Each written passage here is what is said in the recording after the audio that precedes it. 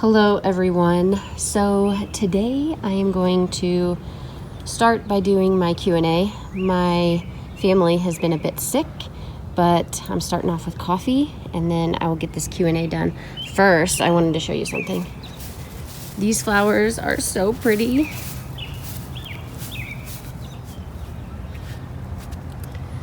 I want to draw them, but they're so tiny.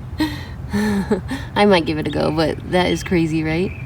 So anyway, I'm gonna get to setting up for the Q&A and stay tuned. I don't know if you can see this because it's probably backlit, but my sad basil plant. I literally brought this home and waited a little bit just for it to like perk up a bit, because sometimes you need to do that before you plant it. And I potted it and it just, only one stalk is hanging on by a thread. Poor guy. So I wanted to start the Q&A with explaining that I have two kids in the room that are supposed to be quiet and are going to try their hardest, right? Ooh, they're not talking. You can say yes. Yes. Oh. Okay, so if you hear little chomping, Little Miss has some Cheerios, and Monkey Man can't sit still to save his life, so you might hear some movement in the background. If they do get too loud, I'm kicking them out. And they know this. Okay, so the first question I wanted to start with was how I started this journaling journey. May it be when I was, when my actual journal journey started, how I started art, and how I started this channel. I'm going to refer you to my very first Q&A. It goes in depth about how I started journaling and art, like my family history and all that kind of stuff. So go check out that for that. And then I just want to leave you with a little bit of why I started my channel. So I started this channel because 3 years ago, my husband and I moved to Colorado from the Midwest, 800 plus miles away from our family. So we moved here because my husband got a job. We left behind our family, friends, and my position as a high school art teacher of 9 years. Now, when I moved out here, I was here for about 6 months, and I don't know, when you're an adult, it's hard to make friends. So I had an 18-month-old, and I was 7 months pregnant, and then I had my baby, and then she was 3 months old by the time I actually started my channel. And at that point, I really, really missed teaching in one big way, which was being a mentor to students and getting to know them and helping them in their daily lives and also in their projects, but mainly like their daily lives. So what I decided to do was to start a channel and combined all the things. I wanted to express the reason why I journal. I want to express why it's helpful for me. I kind of want to go deep as you can go, just talking to yourself on a camera. That kind of ties into my next question, was how I stay motivated. I stay motivated because I have a very poor memory. And the reason why I started journaling to begin with, at the very beginning, was to kind of just write out my day. If I write things down, I remember them better, and then it started to evolve into adding pictures and drawings and all kinds of things. So the main thing that keeps me motivated is the fact that I will have those memories to share with my kids and my family. And then also myself if I need it. And then for the journaling aspect, the writing, I really think that when I reflect on my day or reflect on a situation, that I have a better time understanding the situation, myself, and then in the end, it makes me a much happier person. It doesn't matter if I journal for 20 minutes or 5 minutes. If I journal at all, I'm going to be a happier person. Okay, so the next two questions I'm going to tie together. The first one is, you draw a lot of mountains. Why? And the second one is, what do you find challenging about the 100-Day Project? So I draw a lot of mountains because that's the scenery that I see out my front door. I do live in Colorado, so there's mountains. And I'm the kind of person that is inspired by nature. I draw a lot of nature illustrations and things like that. So because I draw from nature and because of the 100-Day Project, I really started to think about seasonal living and drawing with the intent of how nature progresses throughout the seasons. As I'm speaking, I think I'm going to flip through my current journal so that you guys can see some of the images that I've done thus far. If you are not following me, you should be following me on Instagram. It's more of my day-to-day drawings and things that I'm doing day-to-day, so that way you can kind of be, I don't know, up to date if that's something that you're interested in.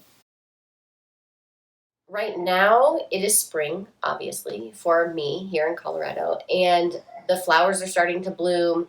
And to start the 100-Day Project, I decided that I wanted to follow a prompt list so to keep me kind of motivated, and that was the Hobonichi Challenge in April. I'm pretty sure that there's a couple different challenges going around, but the one I did was spring flowers. And so I've been kind of drawing those, and as that challenge has stopped, what I've done is I've kind of tried to pick some flowers around the area or things that are blooming around the area that I live from, and I've started to draw them, which is pretty cool. And I think that that is something that I'm going to continue.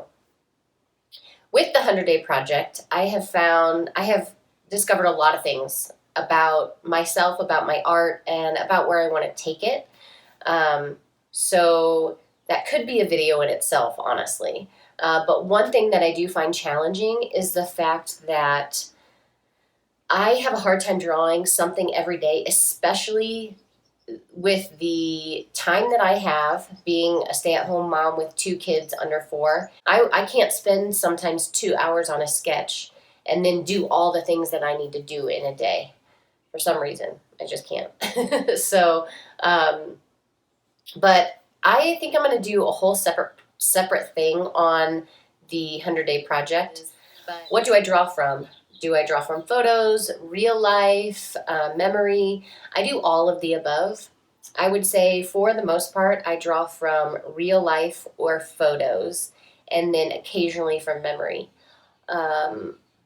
I feel like once you draw something from a photo or real life enough, then you draw from memory. Then it's easier to draw from memory. So, and I think that a lot of my memory drawings are more illustrated, less detailed, and I prefer the other. I prefer a more detailed and less illustrated sketch. So I personally like to draw from real life or photo. When did watercolor become my favorite? Watercolor became my favorite when I realized that I like a minimalist life and I want to be able to take my things with me. I was majorly inspired by Alyssa Burke. I took one of her sketchbook classes and I was really inspired by her, and she had watercolors and that's what she did a lot of her stuff with, and I just kind of went with it. My favorite artist of today would probably be her and Stephen Reddy. Those, if you look at both of them and you put them together, I feel like I pull from both of them, and I think that I see that in my own style. Do my pens smear when I apply watercolor? For the most part, no, if I let them dry first. I use 3 pens. I was going to say 2, but 3 pens. I use a fountain pen, which I fill myself with carbon black ink. All that will be listed in the favorite supplies list in the description box.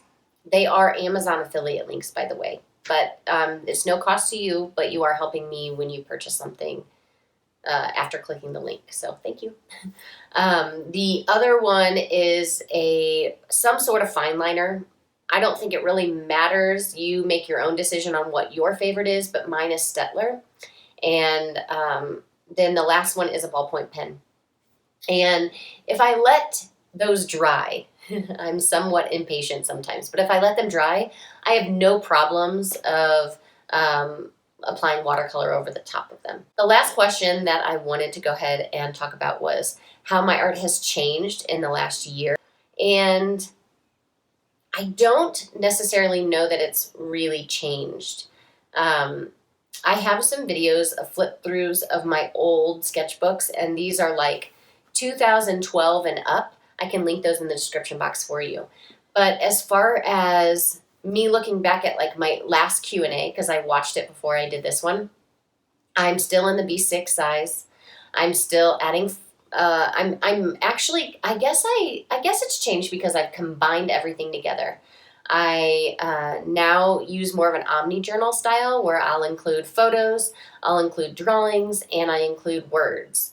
So maybe that's how it's changed, but for the most part, my drawing style has not really changed. I have recently, because of the 100-Day Project, fallen in love with ballpoint pen, so I've been using more of that in my sketchbooks. I would say that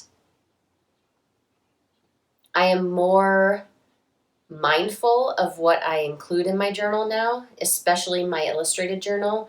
I have pulled and separated my written journal from my illustrated journal because I wanted to be able. I felt like in my illustrated journal I wasn't allowing myself to write freely. Um, and not that I don't want to include the bad things in my illustrated journal. I just don't want to. Sometimes I'm the type of person to like rehash, and I don't want to rehash it in there. So my written journal is the place that I can just get it all out, and in my illustrated journal, it's the place where I can paraphrase. And then I can add photos to back up those stories or drawings to, kind of like enhance the day or the story or whatever. So I am going to be doing a separate video on the 100-Day Project. I feel like it's important, and just how I have been thinking in my thought process, I'd like to share. So stay tuned for that. So I wanted to show you guys these. I got them in the mail. I am in love. Now these are vinyl stickers, so they're waterproof. You can stick them on anything, like your car even, or a water bottle, but they're in my shop right now, and they're so freaking cute. Once I sell some of these and get like a chunk of them gone, I'm gonna make more. Thank you for watching this video. If you haven't already, please like, subscribe, leave me a comment. I love getting to know you all. And until next time, everybody. See ya.